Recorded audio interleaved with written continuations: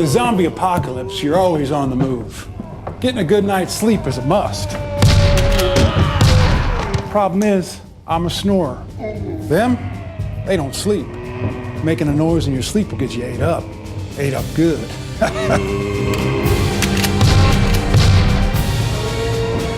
That's why I use the XIII anti-snoring mouthpiece.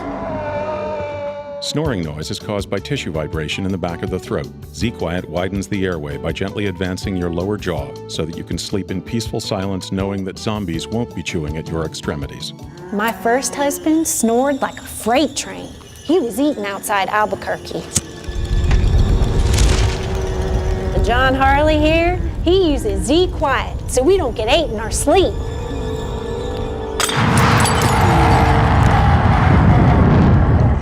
XIII should not be used by the undead, as they do not snore or sleep or breathe. Well, we ain't got no more phone or internet, but if you've got $19.95 and can make your way down to the Flying J truck stop, you can enjoy a night free of getting ate by zombies. Now accepting all major credit cards, canned goods, shivs, and ammo. The zombie apocalypse isn't all fun.